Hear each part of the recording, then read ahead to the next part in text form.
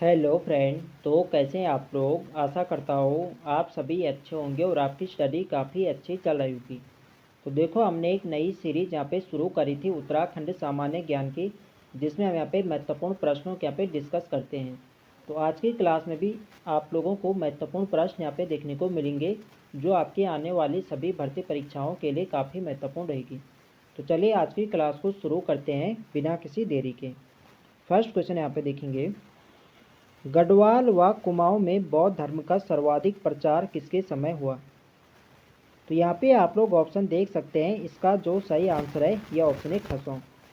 गढ़वाल व कुमाऊं क्षेत्र में, यानी संपूर्ण उत्तराखंड की बात हो रही कि संपूर्ण उत्तराखंड क्षेत्र में बौद्ध धर्म का जो सर्वाधिक प्रचार प्रसार हुआ था ये खसों के समय हुआ था। ये आपको ध्यान रखना है। तो ऑप्शन यहाँ पे सही आंसर हो जाएगा। अगला प्रश्न यहाँ पे देखेंगे, निम्न में से कौन एक सुमेलित नहीं है।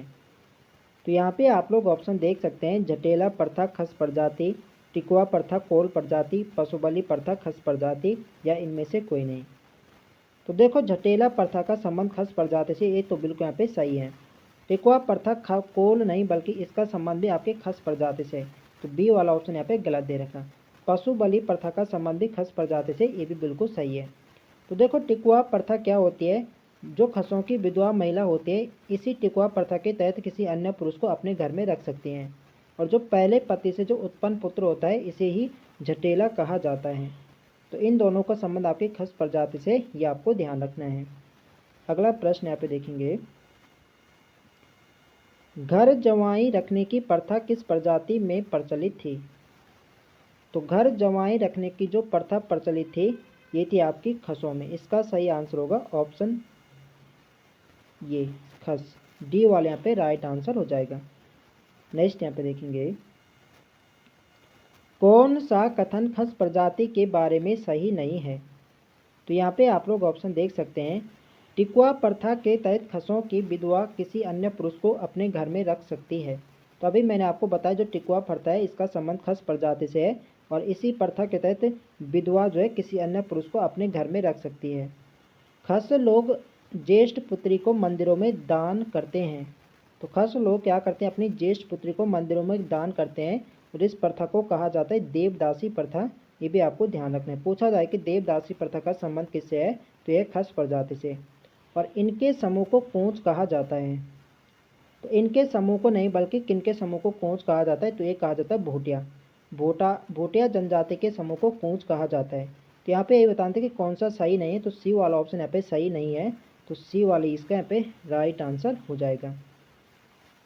नेक्स्ट यहाँ पे देखेंगे, खस स्त्री द्वारा अन्य व्यक्ति से विवाह के उपरांत पहले पति से उत्पन्न पुत्र कहलाता है। तो खस स्त्री द्वारा अन्य व्यक्ति से विवाह के उपरांत जो पहले पति से जो उत्पन्न पुत्र होता है, उसे झटेला कहा जाता है। ऑप्शन यहाँ पे सही आंसर है। नेक्स्ट यहाँ पे देखेंगे, किस नदी घाटी में रहने वाले भोटिया प्रजाति को सौका कहा जाता है। तो किस नदी घाटी में रहने वाले भोटिया प्रजाति को सौका कहा जाता है, तो ये कहा जाता है काली नदी। ऑप्शन सी यहाँ पे सही आंसर है। अगला प्रश्न यहाँ पे देखेंगे, निम्न में से कौन सी जाति 1962 ईस्वी तक तिब्बत से व्यापार करते थे। तो इसका जो सही आंसर है, यह ऑप्शन भी भोटिया जनजाति। देखो, जब 1962 में भारत चाइना का युद्ध होता है, इससे पहले जो तिब्बत से व्यापार करते थे, तो ये करते थे भोटिया जनजाति।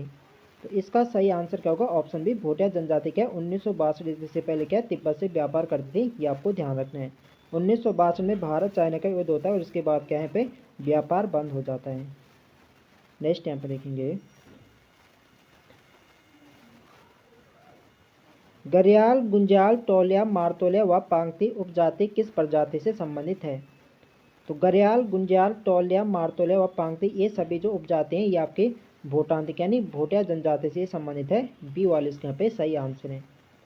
नेक्स्ट यहाँ पे देखेंगे, देखो फ्रेंड्स, वीडियो पसंद आ रही तो फ्रेंड्स वीडियो को लाइक करें, शेयर करें, और जो लोग चैनल पर नए हैं चैनल को सब्सक्राइब करें।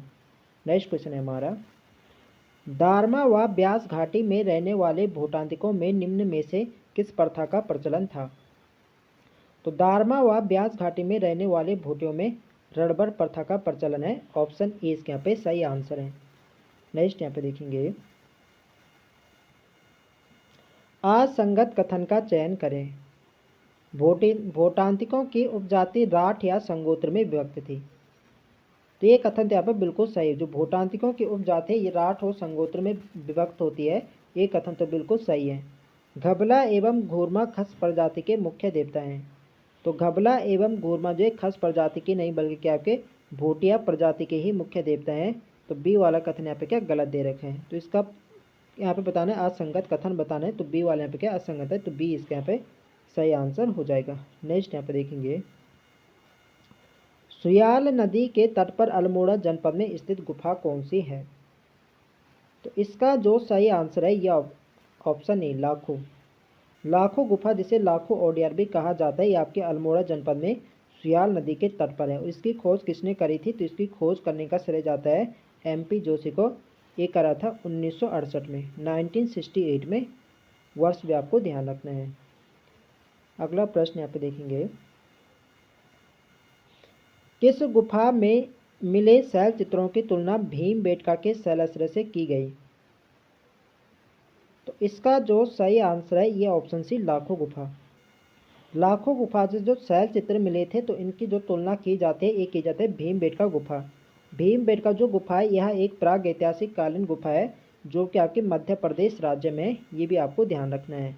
पूछा जाता है कि जो भीमबेटका गुफा है आपके किस राज्य में, तो आपके मध्य प्रदेश में है। और जो लाखों गुफा से जो हमें शैल चित्र प्राप्त हुए थे तो इनकी तुलना भीमबेटका के शैलाश्रय से की जाती है, ये आपको ध्यान रखना है, इंपॉर्टेंट है परीक्षा की दृष्टि से। अगला प्रश्न यहाँ पे देखेंगे, किस गुफा के शैल चित्रों का मुख्य विषय नृत्य मंडली या सामूहिक नृत्य है। तो जो हमें लाखों गुफा से जो शैल चित्र मिले थे इन्हें यहाँ पे नृत्य मंडली या सामूहिक नृत्य में यहाँ पे दिखाया गया था। तो इसका सही आंसर होगा ऑप्शन डी लाखों गुफा। नेक्स्ट यहाँ पे देखेंगे, लाखों गुफा या उडियार से किसके रंगीन चित्र मिले। तो यहाँ से जो हमें रंगीन चित्र मिले थे लाखों उडियार से, यहाँ से हमें पशुओं और मानवों के यहाँ से क्या हमें रंगीन चित्र प्राप्त होते हैं। इसका सही आंसर होगा ऑप्शन सी, ए व बी दोनों, सी यहाँ पे सही आंसर हो जाएगा। नेक्स्ट यहाँ पे देखेंगे, निम्न में से किस गुफा के शैल चित्रों में 3 प्रकार के रंगों का प्रयोग किया गया। तो जब हमें लाखों गुफा से जो शैल चित्र यहाँ से प्राप्त होते हैं इनमें 3 रंगों का प्रयोग किया गया था, ऑप्शन यहाँ पे सही आंसर होगा लाखों गुफा। अगला प्रश्न यहाँ पे देखेंगे, नागफनी आकार का भव्य शिलाश्रय कहाँ स्थित है। तो नागफनी आकार का जो भव्य शिलाश्रय है ये आपके लाखों गुफा अल्मोड़ा में। इसका सही आंसर है ऑप्शन बी, बी यहाँ पे कर देना, बी यहाँ पे सही आंसर हो जाएगा। लाखों गुफा अल्मोड़ा में नागफनी आकार का भव्य शिलाश्रय है, ये आपको ध्यान रखना है, इंपॉर्टेंट है परीक्षा की दृष्टि से। अगला प्रश्न यहाँ पे देखेंगे, निम्न में से चमोली जनपद के डुंगरी गांव में स्थित गुफा है। तो चमोली जनपद के डुंगरी गांव में कौन सी गुफा है, तो यहाँ पे आपकी है ग्वारखा गुफा। इसका सही आंसर होगा ऑप्शन बी, ग्वारखा गुफा आपके अलकनंदा नदी के तट पर चमोली के डुंगरी गांव में है, ये आपको ध्यान रखना है। अगला प्रश्न यहाँ पे देखेंगे, ग्वारखा गुफा किस नदी के तट पर स्थित है। तो ग्वारखा गुफा आपके अलकनंदा नदी के तट पर है, सी यहाँ पे सही आंसर हो जाएगा। और ग्वारखा गुफा को खोजने का श्रेय किसे जाता है, तो ये जाता है राकेश भट्ट को, ये भी आपको ध्यान रखना है। पुरातत्वविदों की नज़र में ग्वारखा गुफा को लाने का श्रेय किसे जाता है। तो यही क्वेश्चन यहाँ पे आ गया है कि ग्वारखा गुफा को लाने का पुरातत्वविदों की नज़र में लाने का श्रेय किसे जाता है या इसके खोजकर्ता कौन है, तो ये राकेश भट्ट, ये आपको ध्यान रखना है। तो ऑप्शन यहाँ पे सही आंसर हो जाएगा। अगला प्रश्न यहाँ पे देखेंगे, पशुओं को हाका देकर भगाना या घेरना किस गुफा का मुख्य विषय है। तो ग्वारखा गुफा का जो मुख्य विषय था ये था यहाँ पे पशुओं को हाका देकर भगाना या घेरना। पूछा जा सकता है कि ग्वारखा गुफा का मुख्य विषय क्या था, तो ये था पशुओं को हाका देकर भगाना या घेरना। तो इसका सही आंसर जाएगा ऑप्शन डी के साथ ग्वारखा गुफा। अगला प्रश्न यहाँ पे देखेंगे, ग्वारखा गुफा से प्राप्त रंगीन चित्रों की संख्या है। तो ग्वारखा गुफा से हमें यहाँ से चटक यहाँ से रंगीन चित्र यहाँ से प्राप्त होते हैं, जो यहाँ से हमें रंगीन चित्र प्राप्त हुए थे ये थे 41 यहाँ से क्या हमें रंगीन चित्रों की संख्या से प्राप्त हुए, तो बी इसके यहाँ पे सही आंसर हो जाएगा। अगला प्रश्न यहाँ पे देखेंगे, निम्न में से ग्वारखा गुफा उद्यान से प्राप्त चित्र हैं। तो ग्वारखा गुफा से में किन किन के यहाँ से रंगीन चित्र यहाँ से प्राप्त हुए थे? तो ग्वारखा गुफा से में मनुष्य हो गए, बारहसिंगा और भेड़, इन सभी के यहाँ से में रंगीन चित्र मिले थे। अगला प्रश्न यहाँ पे देखेंगे, चमोली स्थित ग्वारखा उद्यान में पशुओं से संबंधित चित्रों की संख्या है। तो टोटल हमें यहाँ से कितने चलचित्र मिले थे? यहाँ से 41 मिले थे। तो इसमें से जो आपके पशुओं से जो संबंधित चित्र थे ये थे आपके 8, ये आपको ध्यान रखना है। बाकी आपके मानव से संबंधित है और जो 8 थे आपके पशुओं से संबंधित है, ये आपको ध्यान रखना है। नेक्स्ट यहाँ पे देखेंगे, किस गांव से 5.2 किलोग्राम सोने का मुखावरण एवं मिट्टी के बर्तन व नरकंकाल मिले? तो 5.2 किलोग्राम सोने का मुखौटा जो है और जो मिट्टी के बर्तन और नरकंकाल मिले थे, ये मिले थे हमें मलारी गांव चमोली से। बी यहाँ पे सही आंसर है। अगला प्रश्न यहाँ पे देखेंगे, किस स्थान से प्राप्त बर्तन पाकिस्तान की स्वात घाटी के शिल्प के समान है? जो मलारी गांव से हमें बर्तन मिले हैं इनकी तुलना भी पाकिस्तान की स्वात घाटी के की जाती है। कहा जाता है कि ये बर्तन पाकिस्तान के स्वात घाटी के शिल्प के समान है। तो इसका सही आंसर है ऑप्शन बी। 2001 में यहाँ पे गढ़वाल विश्वविद्यालय के द्वारा पे सर्वेक्षण किया गया था और यहाँ से 5.2 किलो के यहाँ से एक सोने का मुखौटा और कुछ यहाँ से बर्तन यहाँ से मिले थे और कुछ यहाँ से पशुओं के कंकाल भी मिले थे। अगला यहाँ पे देखेंगे, गढ़वाल विश्वविद्यालय द्वारा मलारी गांव का सर्वेक्षण किया गया। तभी मैंने आपको बताया कि यहाँ पे सर्वेक्षण किया गया था गढ़वाल विश्वविद्यालय के द्वारा 2001 में। सी यहाँ पे सही आंसर हो जाएगा।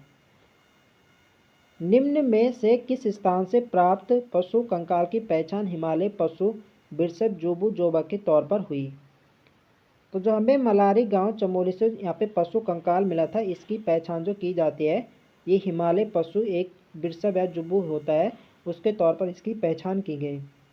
तो इसका सही आंसर क्या होगा? ऑप्शन ए, मलारी गांव से प्राप्त होगा। अगला प्रश्न यहाँ पे देखेंगे, निम्न में से किनके द्वारा 1956 में मलारी गांव में सावधान की खोज की गई? तो 1956 में मलारी गांव में सावधान की खोज किसके द्वारा की गई थी? तो ये की गई थी शिव प्रसाद डबराल के द्वारा। ऑप्शन सी इसके यहाँ पे सही आंसर है। अगला प्रश्न यहाँ पे देखेंगे, देखो फ्रेंड्स वीडियो पसंद आ रही तो फ्रेंड्स वीडियो को लाइक करें, शेयर करें और जो लोग चैनल पर नए हैं चैनल को सब्सक्राइब करें। नेक्स्ट क्वेश्चन है हमारा, डबराल जी द्वारा खोजे गए सावधानों को किस व्यक्ति ने खस प्रजाति के बताए थे? तो इसका जो सही आंसर है ऑप्शन सी, राहुल सांकृत्यान। शिव प्रसाद डबराल जी द्वारा खोजे गए सावधानों को खस प्रजाति के बताए थे राहुल सांकृत्यान ने। ऑप्शन सी इसके यहाँ पे सही आंसर है। नेक्स्ट यहाँ पे देखेंगे, मलारी गांव किस जनपद में है? तो इजी प्रश्न है, आप लोग जानते हैं मलारी गांव चमोली जनपद में। ऑप्शन यहाँ पे ये यहाँ पे सही आंसर हो जाएगा। थराली चमोली के निकट स्थित गांव कौन सा है? तो थराली चमोली के निकट कौन सा गांव है? तो ये आपका है किमनी गांव। किमनी गांव आपके पिंडर घाटी में चमोली में है और यहाँ से भी हमें शैलचित्र मिले थे। तो यहाँ से जो शैलचित्र मिले थे उनमें यहाँ पे हल्के सफ़ेद रंग का प्रयोग यहाँ पे किया गया था। अगला प्रश्न यहाँ पे देखेंगे, किमनी गांव किस घाटी में है? तो किमनी गांव जो है आपका ये पिंडर घाटी में चमोली में। ऑप्शन यहाँ पे सही आंसर है। नेक्स्ट यहाँ पे देखेंगे, निम्न में से हल्के सफ़ेद रंग से चित्रित पशुओं एवं हथियारों के शैलचित्र कहाँ से प्राप्त हुए? तभी मैंने आपको बताया था जो किमनी गांव है आपके पिंडर घाटी चमोली में है और यहाँ से जो हमें शैलचित्र प्राप्त हुए थे, यहाँ से हमें पशुओं और हथियारों के जो शैलचित्र प्राप्त हुए उनमें क्या है, हल्के सफ़ेद रंग का प्रयोग किया गया था। तो इसका सही आंसर क्या होगा? ये होगा किमनी गांव। तो ऑप्शन में यहाँ पे किमनी गांव तो यहाँ पे है नहीं, डी ऑप्शन यहाँ पे कर देना किमनी गांव। ऑप्शन डी में क्या होगा? किमनी गांव यहाँ पे होगा किमनी। किमनी गांव इसका क्या सही आंसर हो जाएगा। अगला प्रश्न यहाँ पे देखेंगे,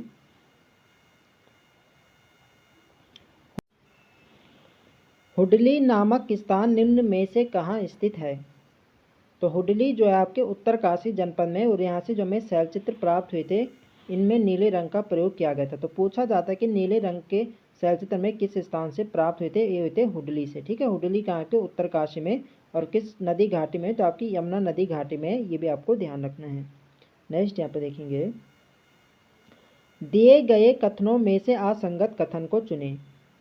तो यहाँ पे आप लोग ऑप्शन देख सकते हैं, हुडली आपकी यमुना घाटी में स्थित है, बिल्कुल सही है। हुडली स्थान से प्राप्त शैलेश्वरों में नीले रंग का प्रयोग किया गया था, ये कथन भी क्या है, बिल्कुल सही है। यह मंदाकिनी एवं पिंडर घाटी के मध्य है, तो ये वाला यहाँ पे गलत हो जाएगा। यह किस घाटी में है, तो आपकी यमुना घाटी में, उत्तरकाशी जनपद में। तो सी वाला कथन यहाँ पे क्या गलत है। तो हमें यहाँ पे बताना कि कौन सा असंगत है, तो सी यहाँ पे असंगत है, तो सी इसके यहाँ पे सही आंसर हो जाएगा। लाल रंग से चित्रित 3 शैलाश्रय निम्न में से किस स्थान से प्राप्त हुए। तो लाल रंग से चित्रित 3 शैलाश्रय में किस स्थान से प्राप्त हुए थे, तो ये हुए थे में लोयथाप। लोयथाप कहाँ है, आपके अल्मोड़ा जनपद में। तो देखो जो आपका ये लोय शब्द है, इसका मतलब होता है रक्त। लोय यानी रक्त, तो आपको ध्यान रखना रक्त कैसे होता है, लाल। तो लाल रंग के जो 3 शैलाश्रय प्राप्त हुए थे, ये आपके लोयथाप अल्मोड़ा से हुए थे, ये आपको ध्यान रखना है। नेक्स्ट यहाँ पे देखेंगे, निम्न में से अल्मोड़ा जनपद में स्थित है। तो अल्मोड़ा जनपद में आपका कौन सी यहाँ पे हो जाएगा, लोयथाप। तो आपके अल्मोड़ा में हुडली उत्तरकाशी होगा, बनकोट पिथौरागढ़ होगा, मलार आपके चमोली। तो ऑप्शन ए इसके यहाँ पे सही आंसर हो जाएगा, लोयथाप कहाँ है आपके अल्मोड़ा में। अगला यहाँ पे देखेंगे, मनुष्य को आखेट करते एवं हाथों में हाथ डालकर नृत्य करते हुए किस शैलचित्र में दिखाया गया है। तो इसका जो सही आंसर है, यह ऑप्शन बी मला लोयथाप। जो लोयथाप जो आपका अल्मोड़ा है, यहाँ से जो हमें शैलचित्र यहाँ से प्राप्त हुए, यहाँ पे मनुष्य को आखेट करते एवं हाथों में हाथ डालकर यहाँ पे नृत्य करते यहाँ पे दिखाया गया था। तो बी वाले इसके यहाँ पे सही आंसर हो जाएगा। अगला प्रश्न यहाँ पे देखेंगे, फड़का, नौली एवं पेड़साल स्थलों की खोज किनके द्वारा की गई। तो फड़का, नौली एवं पेड़साल स्थलों की जो खोज करी थी, ये करी थी यशोधर मठपाल ने, बी इसके यहाँ पे सही आंसर है। फड़का नौली की खोज हुई थी 1985 में, 1985 में करी थी फड़का नौली की, और पेड़साल की खोज करी थी 1989 में, 1989 में, ये आपको ध्यान रखना है। अगला प्रश्न यहाँ पे देखेंगे, तो आज के लिए बस यहाँ पे इतना ही है। तो आई होप आप सभी को वीडियो पसंद आए, तो फ्रेंड्स वीडियो को लाइक करें, शेयर करें, और जो लोग चैनल पर नए हैं चैनल को सब्सक्राइब करें। मिलते हैं नेक्स्ट वीडियो में, तब तक के लिए जय हिंद दोस्तों।